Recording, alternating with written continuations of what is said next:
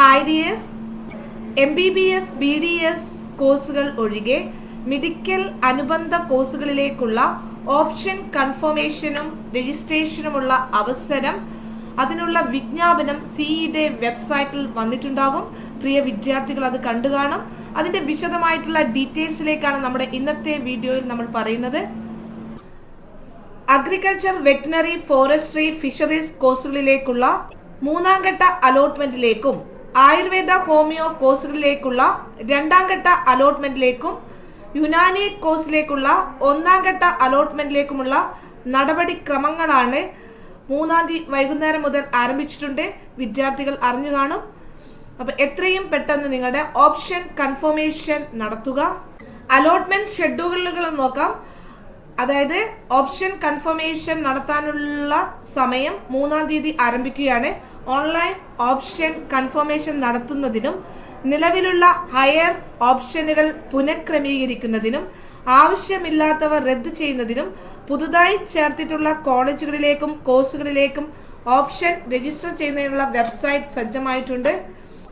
6-ാം തീയതിയാണ് online option confirmation നടത്തുന്നതിനും ഓപ്ഷനുകൾ ക്രമീകരിക്കുന്നതിനും രജിസ്റ്റർ ചെയ്യുന്നതിനുള്ള സൗകര്യം അവസാനിക്കുന്നു. 6-ാം തീയതി 10 മണി വരെയാണ് സമയം ഉള്ളത്. അപ്പോൾ അതിൻ്റെ അടക്കം നമുക്ക് ചെയ്യാവുന്നതേ ഉള്ളൂ. 7-ാം തീയതിയാണ് അലോട്ട്മെന്റ് പ്രസിദ്ധീകരിക്കുന്നത്.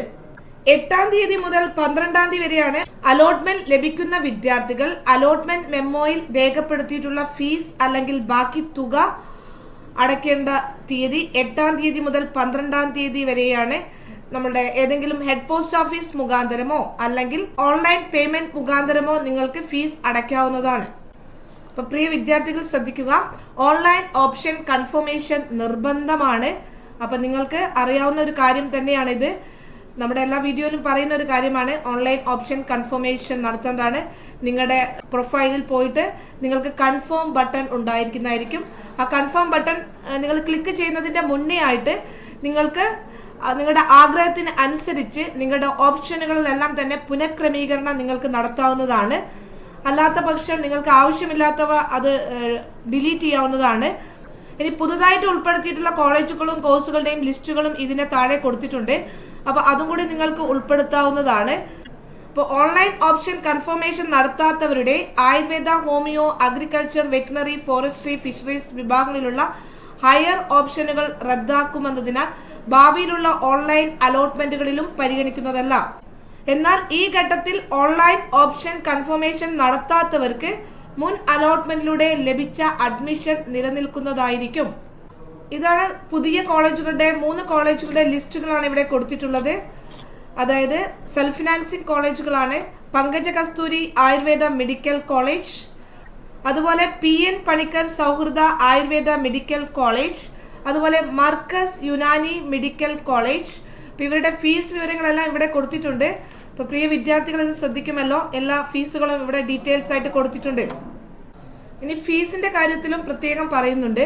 സർക്കാർ എയ്ഡഡ് കോളേജുകളിൽ അലോട്ട്മെന്റ് ലഭിക്കുന്ന വിദ്യാർത്ഥികൾ മുഴുവൻ ഫീസും അടയ്ക്കേണ്ടതാണ്. എന്നാൽ സെൽഫ് ഫിനാൻസിങ് കോളേജുകളിൽ പ്രവേശനം ലഭിക്കുന്ന വിദ്യാർത്ഥികൾ അലോട്ട്മെന്റ് മെമ്മോയിൽ രേഖപ്പെടുത്തിയിട്ടുള്ള ഫീസാണ് പ്രവേശന കമ്മീഷണർക്ക് കൊടുക്കേണ്ടത്. അതുപോലെ തന്നെ ഫീസ് കൺസെഷൻ ആനുകൂല്യമുള്ള എല്ലാ വിദ്യാർത്ഥികൾക്കും ഫീസ് കൺസെഷനും ബാധകമായിരിക്കും.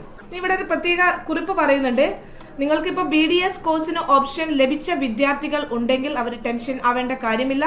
നിങ്ങളുടെ ഈ ഒരു ഓപ്ഷൻ നിങ്ങൾക്ക് ലഭിക്കുകയാണെങ്കിൽ, മെഡിക്കൽ അനുബന്ധ കോഴ്സുകളിലേക്കുള്ള ഓപ്ഷൻ ലഭിക്കുകയാണെങ്കിൽ നിങ്ങൾക്ക് ആദ്യം കിട്ടിയ കോഴ്സ് അവിടെ റദ്ദാവുകയും തുടർന്ന് ഇതിൽ നിങ്ങൾക്ക് അഡ്മിഷൻ എടുക്കാവുന്നതാണ്. അപ്പോൾ അതും പ്രത്യേകം ശ്രദ്ധിക്കുക. പലരുടെയും സെൽഫ് ഫിനാൻസിങ് കോളേജുകളിൽ പഠിക്കുന്ന BDSന് അഡ്മിഷൻ കിട്ടിയ വിദ്യാർത്ഥികളൊക്കെ ഉണ്ടാകും. അവർക്ക് ഇനിയൊരു അഗ്രികൾച്ചർ കോഴ്സിനോ വെറ്റിനറി കോഴ്സിനോ അഡ്മിഷൻ ലഭിക്കണമെന്ന് ആഗ്രഹം ഉണ്ടാവും. അത്തരം വിദ്യാർത്ഥികൾക്കും ഈ ഒരു ഓപ്ഷൻ കൊടുക്കാവുന്നതാണ്. അതുകൊണ്ട് തന്നെ നിങ്ങൾക്ക് ആ BDS കോഴ്സ് ഈ ഒരു ഓപ്ഷൻ കിട്ടുകയാണെങ്കിൽ നിങ്ങൾക്ക് മുന്നേ കിട്ടിയിരിക്കുന്ന അഡ്മിഷൻ റദ്ദാവുന്നതായിരിക്കും. രണ്ടാമതായിട്ട് പറഞ്ഞിരിക്കുന്നത്, അലോട്ട്മെന്റ് ലഭിച്ചാൽ പ്രവേശനം നേടുകയും പഠനം തുടരുകയും ചെയ്യും എന്നുറപ്പുള്ള കോളേജിലേക്കും കോഴ്സുകളിലേക്കും മാത്രം ഓപ്ഷനുകൾ നൽകാൻ വിദ്യാർത്ഥികൾ പ്രത്യേകം ശ്രദ്ധിക്കേണ്ടതാണ്. ഇനി നിങ്ങൾക്ക് എന്തെങ്കിലും സംശയങ്ങൾ ഉണ്ടെങ്കിൽ കമന്റ് ബോക്സിലൂടെ ചോദിക്കാവുന്നതാണ്. ഈ വീഡിയോ നിങ്ങൾക്ക് ഉപകാരപ്രദമാണെങ്കിൽ സബ്സ്ക്രൈബ് ചെയ്യുക, ലൈക്ക് ചെയ്യുക. Thank you for watching.